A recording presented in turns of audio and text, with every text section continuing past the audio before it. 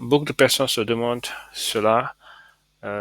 Comment on peut dire que le salut est un don si il faut faire des choses. Mais on ne doit pas s'opposer à la logique de Dieu, on ne doit pas opposer à la logique de notre propre raisonnement, notre propre manière de voir. On ne doit pas imposer au texte biblique ce qu'on doit envoyer voir.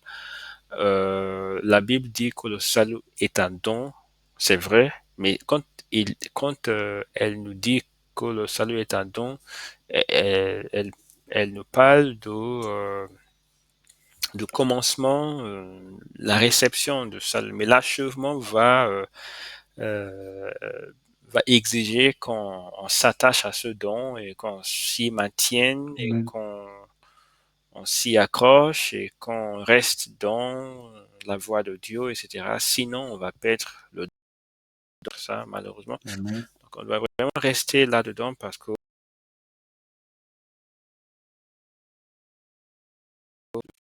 vaut qu'on croit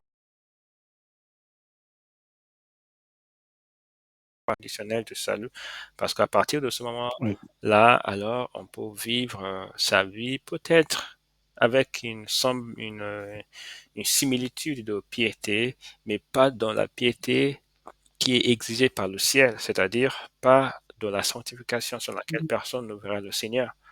On va penser que nous Amen. sommes humains, donc forcément imparfaits et Christ nous couvre de sa perfection, alors que quand on va apparaître devant le trône de Dieu, on va voir que euh, la perfection de Christ nous poussait à vivre une vie tout à fait pieuse à son image. Et si cela Amen. n'avait pas été accompli en nous, c'était à cause de notre résistance, de notre rébellion, et aucun rebelle ne pourrait entrer dans le royaume de Dieu. Et donc, c'est fichu. Amen. Donc, on doit vraiment se maintenir par la grâce de Dieu, mais c'est encore par la grâce de Dieu parce que même toutes les choses qu'on va faire, tous les efforts on va mettre sur cela, c'est vraiment le fruit de l'œuvre de Dieu en nous. Et donc, c'est uniquement une personne qui Amen. résiste à cette œuvre qui va finir par se perdre. Amen. Amen. Amen. Alors, on va continuer. 1 Timothée chapitre 6, verset 12 à 14. Pardon, mon ordinateur est en train de figer, donc j'arrive pas à aller dans la référence. Ah, tu peux me redire, s'il te plaît? 1 Timothée chapitre 6, verset 12 à 14. Merci, bah, je vais aller. 1 Timothée 6, 12, 14.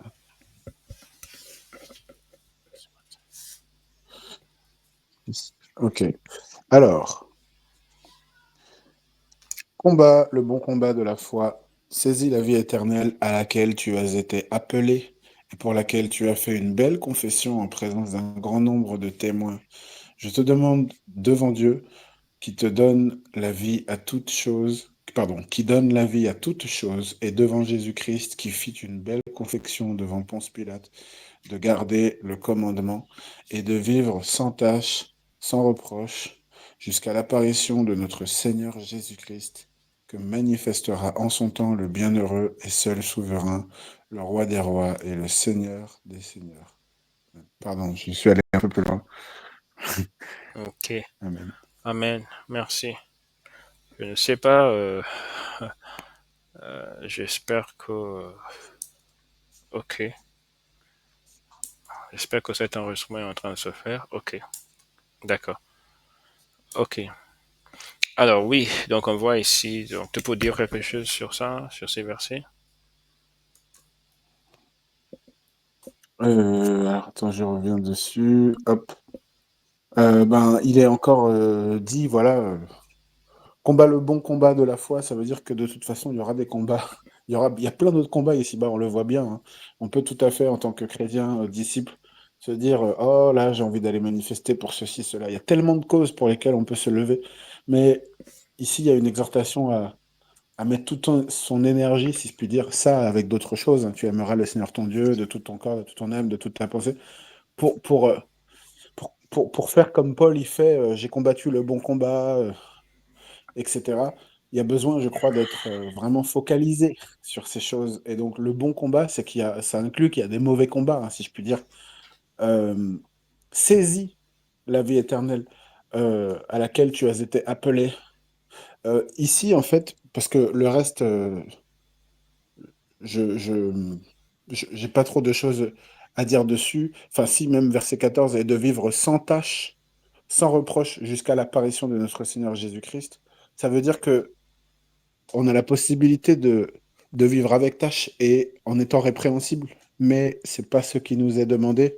Et donc, celui qui obéit, il mettra en pratique. Celui qui garde ses commandements, il les mettra en pratique et Dieu verra que ceux qui font ça l'aiment.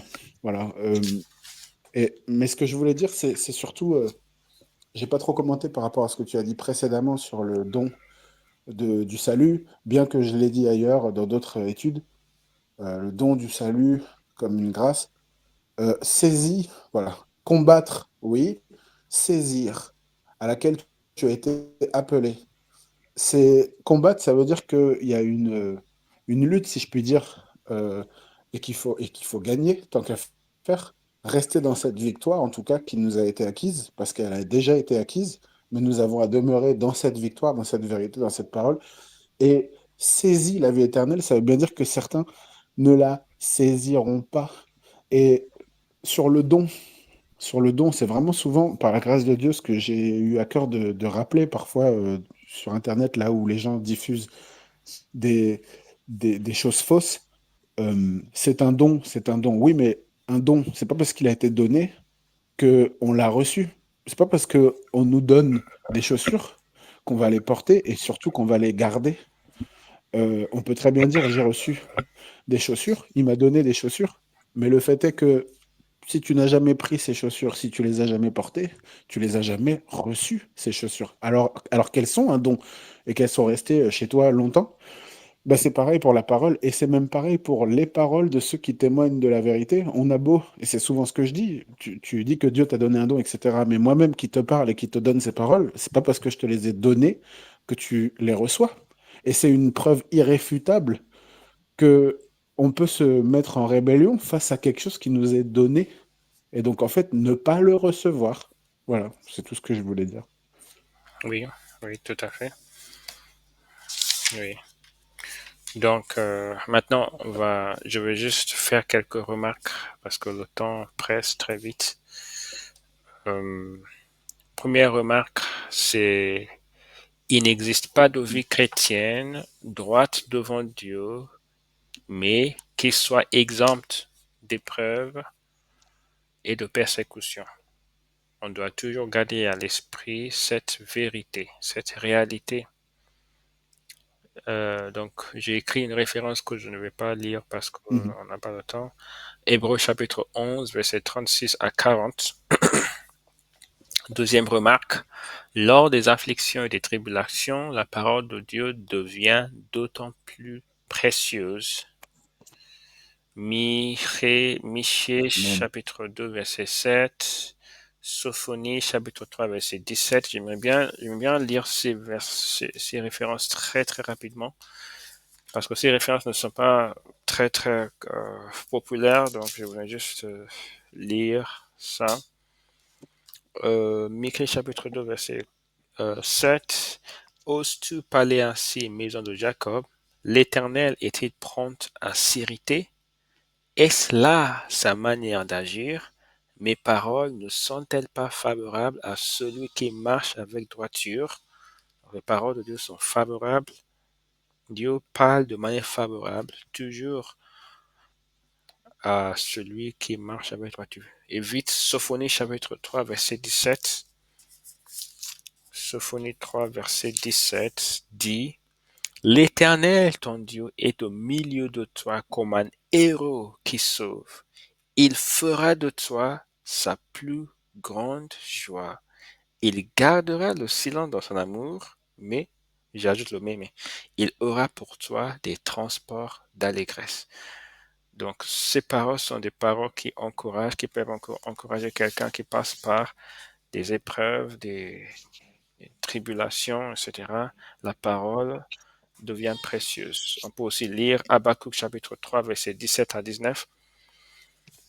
Troisième remarque, on doit s'attacher à la vie éternelle, de peur de tout perdre en fin de compte. Et la référence pour cela, c'est Luc chapitre 13, versets 20 à 30. Luc chapitre 13, versets 20 à 30. Et quatrième remarque, pour éviter tout découragement, il faut que nous gardions nos yeux fixés, rivés sur Jésus-Christ, notre exemple parfait, pour éviter le découragement ou pour maîtriser, pour vaincre, pour surmonter le découragement. On doit toujours regarder vers Jésus-Christ et ça passe par la prière. Il faut passer du temps dans la louange, la Amen. prière. Il faut vraiment mettre euh, un temps un temps long parfois, si on est vraiment, si on a vraiment des émotions fortes de découragement, on doit, parce que Christ, il est toujours de notre côté. Christ veut toujours nous aider. Il veut toujours, pour Amen. Christ, ce n'est pas, il ne nous délaisse pas. Il veut vraiment nous soutenir. Il veut vraiment nous Amen. soutenir. Donc, on doit toujours Oui. se réfugier dans sa présence et il va nous donner la force nécessaire. Et les références pour cela, Amen. c'est Hébreux chapitre 12, verset 1 à 2, Hébreux 12, 1 à 2, Hébreux chapitre 2, verset 17 à 18 et chapitre 10, verset 22. Donc, voilà. Donc, c'est tout ce qu'on Amen. pourra faire aujourd'hui par la grâce de Dieu. Je ne sais pas Amen. si tu as des choses à dire pour conclure.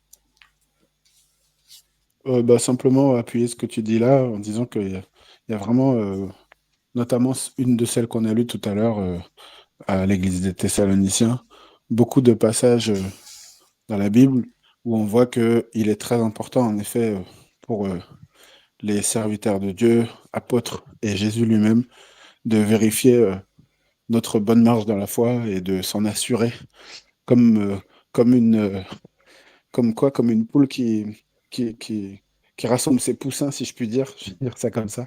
Elle veut vraiment que, enfin, il veut, Dieu veut et tout le ciel veut que le bien-être spirituel, si je puis dire, la bonne marche dans la foi de ses disciples. Et en effet, au milieu des ténèbres, car c'est toujours ce qui est, ça a été dit, hein, euh, la lumière demeure, quoi. Voilà. Que notre lampe demeure, que ce que nous a donné Dieu, on le mette à profit. Voilà. Sans crainte, même si l'homme, il va avoir ses craintes et tout ça. Et moi, j'en ai encore, hein, c'est vrai, j'en ai encore. J'avance doucement, sans trop d'ambition, pour justement ne pas me laisser avoir par mon orgueil et ma manière de courir. Je parle pour moi. J'ai commencé la foi en voulant courir et j'ai bien vu que ça fonctionne absolument pas. Euh, mais par contre, dans l'humilité et selon le temps de Dieu et dans l'écoute surtout, eh ben, Dieu rend les choses tellement plus claires. Voilà. Donc je sais qu'il y a des choses que je suis incapable de faire maintenant, mais que par la grâce de Dieu, peut-être demain je ferai, s'il veut bien. Et qui me sont incapables aujourd'hui. Voilà. Je sais pas si tu vois de quoi je parle, Oui, oui. mais voilà. Donc en tout cas, que Dieu veut qu'on progresse à tous égards, que notre foi grandisse. Et ceux qui, hélas, pour terminer, enfin pour moi, pour terminer, ceux qui, hélas, disent que la, comment dire, il faudrait plus d'une séance pour l'expliquer, cette histoire d'incompréhension. Enfin, d'incompréhension. C'est pas vraiment une incompréhension. Euh, Dieu, il se laisse trouver par ceux qui le cherchent et les choses qui étaient pas claires deviennent très claires par son Saint-Esprit et aussi parce que celui qui fréquente les sages devient sage. Et donc, celui qui fréquente les insensés s'en trouve mal. Il y a aussi la puissance d'égarement que Dieu envoie à ceux qui, hélas, choisissent sa parole à la carte. Mais le problème de faire ça, c'est que les révélations, elles sont aussi à la carte selon ce que Dieu il a bien voulu. Et on risque de s'éloigner. On risque de s'éloigner, hélas, en faisant comme ça. Euh, bon, tout ça pour dire que... euh, pardon, je voulais reparler de ce, de ce don-là, de ce don de Dieu. Voilà. Ceux qui, hélas, pensent que c'est un don risquent de s'arrêter de marcher. Or, il nous est vraiment demandé de marcher et de croître. Donc, s'arrêter de marcher parce qu'on a reçu le don d'après soi et qu'on n'en fait rien, c'est déjà stagner, c'est déjà mourir, en fait. Voilà. Donc, Oui, on doit rester accroché au cep. Voilà, et c'est Dieu qui fait croître. Voilà. Amen. C'est Dieu qui fait croître, oui. Amen. Gloire à Dieu. Alors, frère Hervé, tu peux prier après la fin? Oui, merci Père, merci Père pour ta grâce. Toujours, Alléluia. C'est toi qui nous fais grâce d'avoir notre cœur qui bat déjà pour continuer à avancer vers toi, s'équiper, s'armer, garder les armes que toi-même tu nous as données et étudier la parole de Dieu fait partie du fait de conserver ces armes, de continuer à s'édifier, à exprimer l'amour. Voilà. Se rendre présent à une étude biblique, c'est aussi témoigner aussi de notre amour pour toi, en tout cas de notre désir de te suivre, de continuer de croître, d'avancer dans ta connaissance aussi par l'étude entre frères et par ton esprit et dans la prière des Écritures. Euh, je te remercie, Père, pour tout ce que tu fais dans nos cœurs déjà, maintenant, tout ce que tu as fait et tout ce que tu continues de faire et surtout ce que tu veux faire. Merci pour ta bénédiction dans nos vies, ta présence dans nos vies. Sans toi, à qui irions-nous ici-bas? Certainement que je ne serais plus de ce monde si je ne savais pas qu'il y avait un Dieu. Et je te prie d'ailleurs pour que ceux qui sont dans des moments de désespoir tellement grands à cause de ce monde qui s'éteint, si je puis dire, de plus en plus, euh, que tu puisses vraiment voir où ils sont, toi qui peux le voir, et d'une manière miraculeuse, te révéler à eux si personne n'est venu les voir, si personne ne leur a annoncé, si ceux qui voulaient aller leur annoncer n'ont pas pu le faire parce qu'ils ont été mis à mort, que sais-je. Père, souviens-toi de ceux qui sont tellement tristes ici-bas et qui, peut-être comme moi-même, qui te prient maintenant, s'ils apprenaient que tu existes, leur vie en serait tellement changée. Voilà, Père, je te prie particulièrement là ce soir pour toutes ces voix dans le silence qui crient et pour nos frères et sœurs aussi persécutés à travers le monde. Et je te prie pour tous ceux qui entendront ces audios, ces vidéos, ceux à qui tu feras grâce de tomber dessus et qui te cherchent, d'être illuminés d'une manière qui te convient, qui te plaît, par le Saint-Esprit que tu mettras en eux et selon la mesure de foi que tu leur as donnée, qui puissent être illuminés par ta lumière. Alléluia. Et qui puissent être édifiés eux-mêmes pour leur marche. Que ta volonté soit faite, Père. Bénis mon frère Michel, bénis son pays, sa patrie. Fais que la paix soit dans son pays. Fais en tout cas que ta paix, Père, descende dans les cœurs, y compris de ceux les plus endurcis. Tu dis que tu peux faire naître des pierres des descendants d'Abraham. Eh bien, fais-le, Père, pour ceux qui sont dans le camp adverse, si je puis dire, et que tu peux ramener par ta puissance, Père, et sur ta parole, tu peux le faire. Que ta volonté soit faite, Père, au nom de Jésus-Christ. Amen. Amen. Gloire à Dieu. Merci beaucoup pour ta participation fidèle. Amen. Que Dieu te Amen. bénisse. Amen, mon frère. Que Dieu te bénisse. Oui, bonne À soirée. bientôt. Oui, Bonne soirée. Au revoir. au revoir.